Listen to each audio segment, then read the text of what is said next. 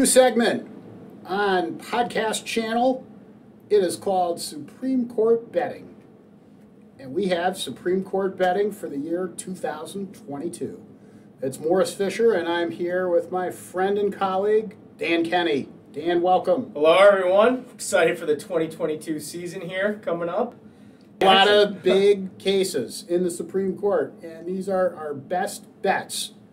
How the Supreme Court will rule. We have picked 5 high-profile cases, and we are going to make our predictions, and we're going to start with number 1, a case we've all heard of, at least maybe not by name, but we've heard about it.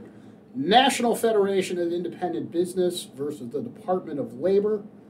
This is the OSHA case.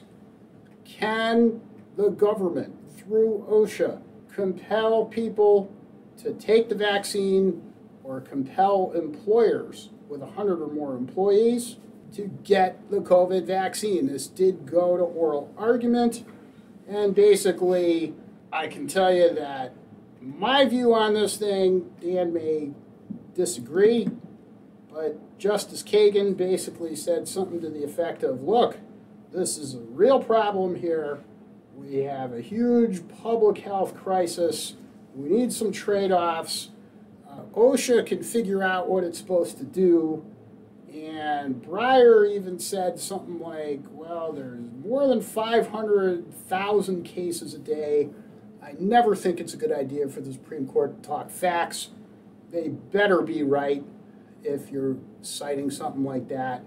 And I just think that I am going to go with the conservatives here. The National Federation of Independent Business should win this one. I think it'll be 5-4. I think the liberals on the court are just outgunned. That OSHA has never done this before. And if you're a betting man, put your money on National Federation of Independent Business. The vaccine mandate will be overturned. Dan, your thoughts? All right, I'm with you on this. I think I got 3 reasons why I think Morris is in the right. I put my money where Morris's mouth is on this one. Number 1, this case comes to the court by a request for an emergency stay from the National Federation of Independent Businesses. And, they're basically saying Omicron has changed the game. Omicron means that these vaccines are less effective against stopping transmission of the virus. Now, that was OSHA's almost entirety of their reason for implementing the vaccine or mask and test policy.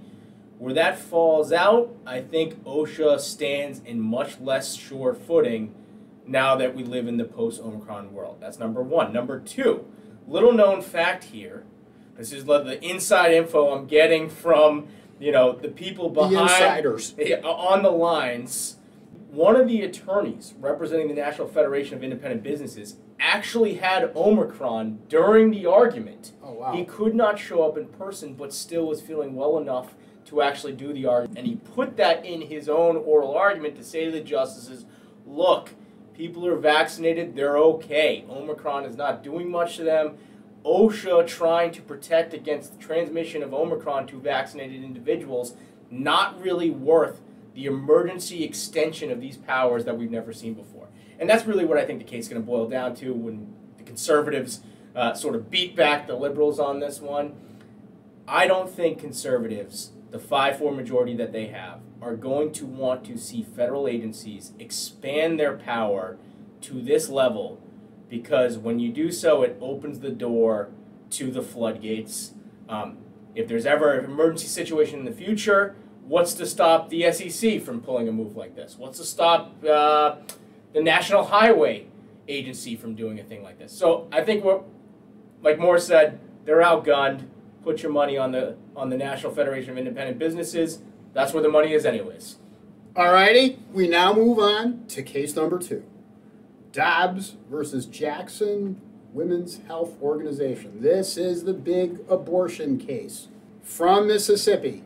Mississippi, they pass a law that 15 weeks, once the 15-week mark has hit, you cannot get an abortion. Of course, what's at stake are 2 cases. The famous one Roe versus Wade. The other one, Planned Parenthood versus Casey. And we all know Roe said woman has a fundamental right to an abortion. Casey said that extends until viability, whenever that is. And now the question is going to be, is the court going to overturn Roe?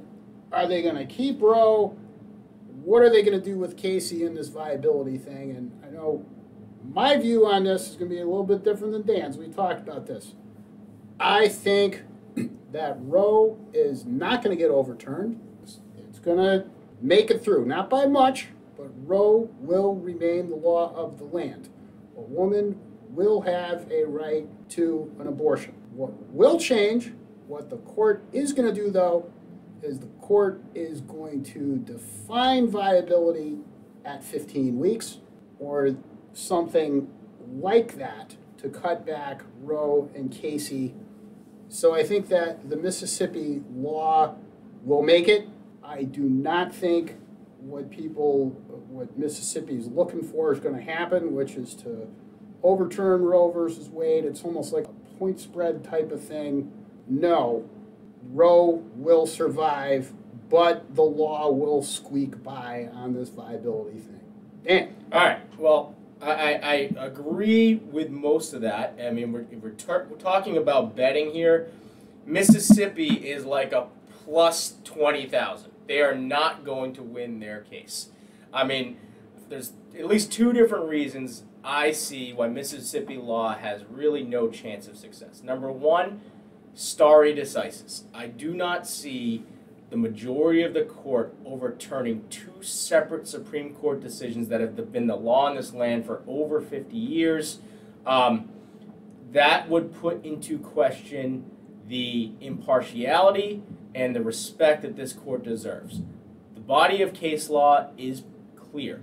A woman has a right to choose. Now, what's not clear after Roe and then after Casey is what the time frame is that a state is permitted to have complete regulation over a woman's right to choose.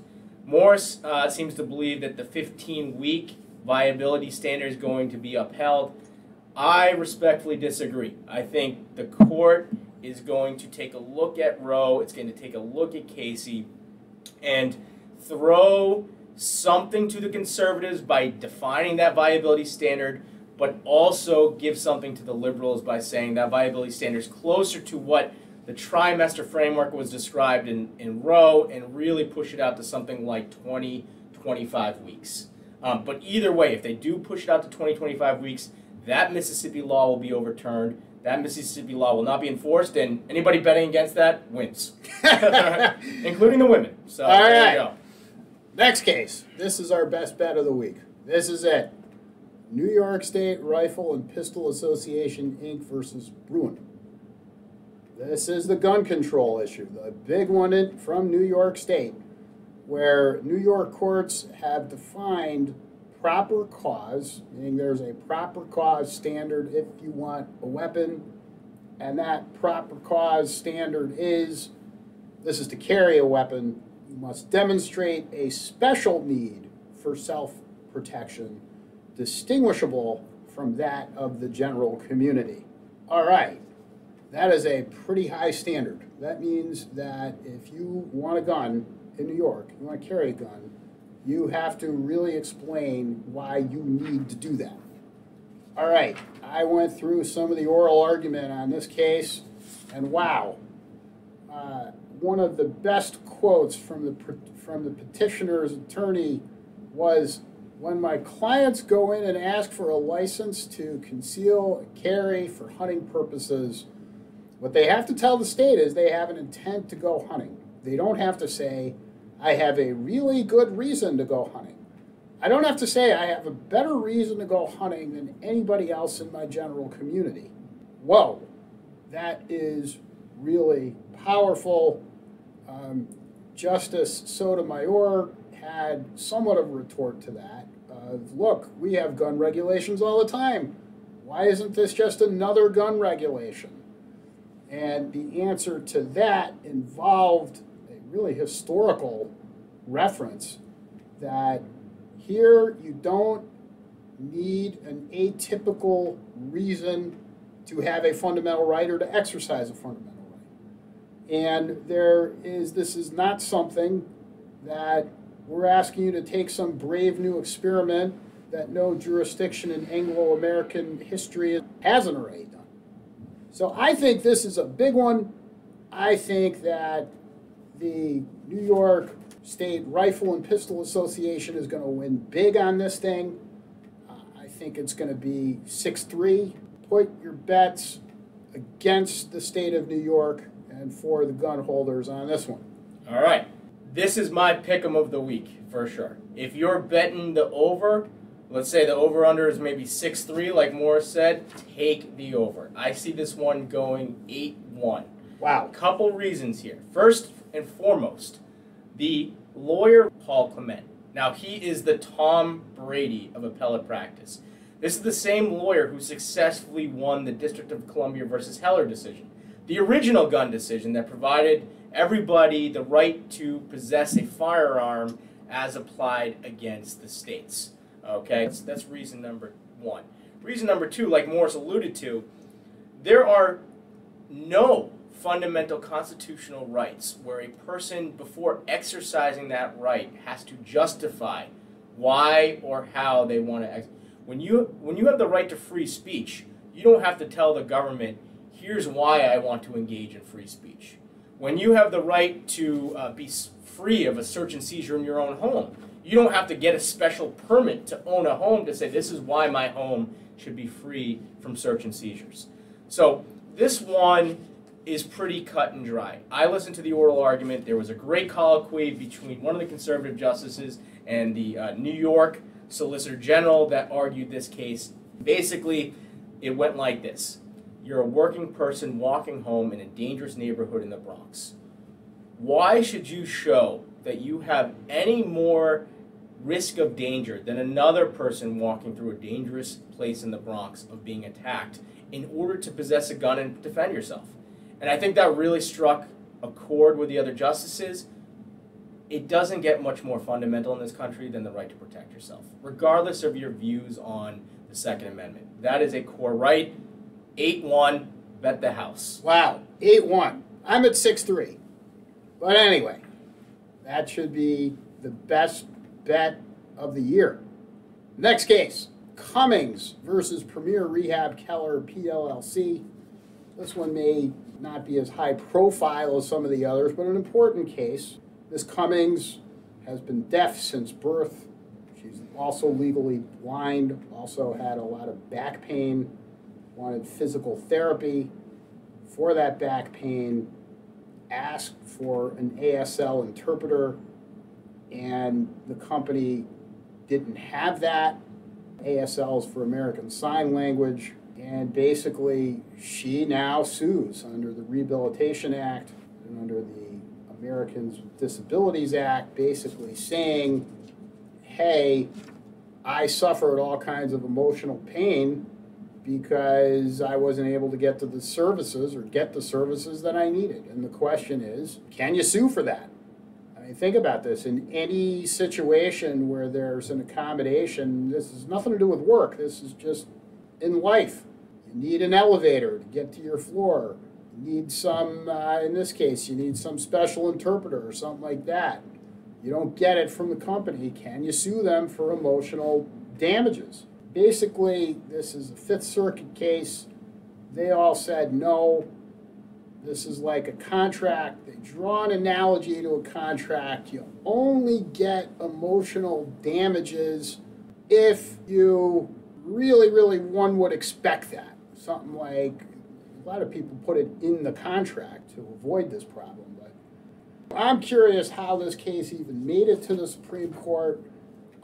I think that the company is going to win big on this. I feel bad for Jane Cummings, the plaintiff, but unfortunately, law and courts are not a place where sympathy rules, certainly not with this Supreme Court. So I don't see her winning. I think that I would bet on Premier Rehab Keller. I think this will be 5-4, though. I don't think any of the liberal judges are going to I think just on sympathy alone, they'll vote for. All right. Well, everybody know. I mean, we're plaintiffs and lawyers, so that means I'm team damages. I love team damages. I wear team damages cover. I think people should get damages when they are injured. I think that is fundamental. But here's the reason why I think Ms. Cummings is going to lose this case. All right. The foundation of this case is, like Moore says, based in contract law. Recipients of federal funds who agree to receive those federal funds agree to be bound by the terms of the Rehabilitation Act and other federal laws. Now, really the question here is whether, as part of that agreement, those businesses that receive federal funds also agree to be subject to damages, like punitive compensatory damages. And then we have to look to contract law. And like Moore said again, contract law usually doesn't permit emotional distress damages unless there are certain exceptions, like in hotel contracts or contracts for boarding or medical care, things that fall into these very narrow exceptions. I don't see the court opening up an entire world of emotional distress damages on businesses in this environment under these narrow type exceptions in contract law.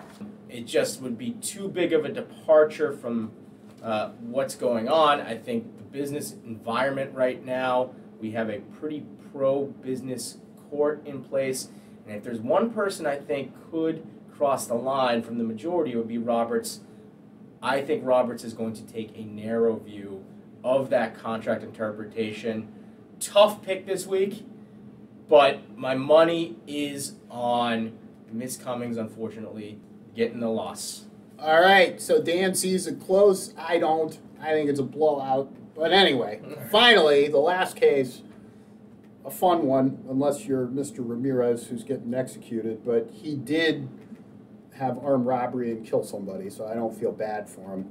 Ramirez versus Collier, this is simply someone's going to be executed, and the question is, can that person have a pastor provided by the government saying some religious prayers for a particular faith, and is that a violation of the free exercise clause?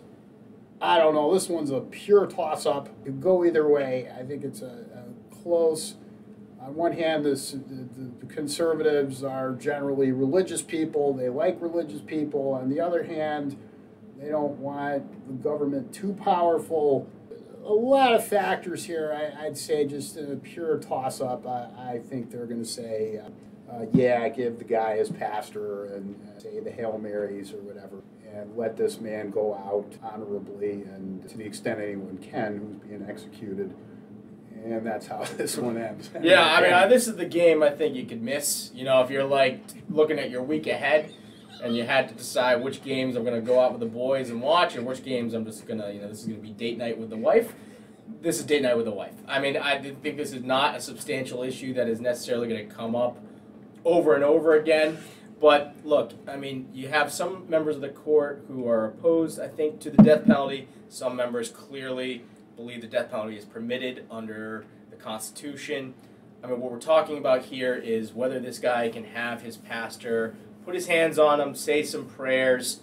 I think all members of the court are just going to come together on this one. Say, let's just allow him to have those prayers, put the hands on him. He's going to get executed anyways. Again, this guy killed someone. You may have different opinions on this, but this is where it falls. I think he's at least going to, when he gets executed, have his pastor there saying some prayers. So there you have it. The 5 picks for the year, and we will come back later in the year, probably in June, and see how we did. All right. Looking forward to cashing that ticket, Morris. We invite you to join and become a member of Morrissey Fischer LLC subscription. Become a subscriber. It's free. All kinds of interesting, wonderful information. We are here for your employment needs. Best of luck.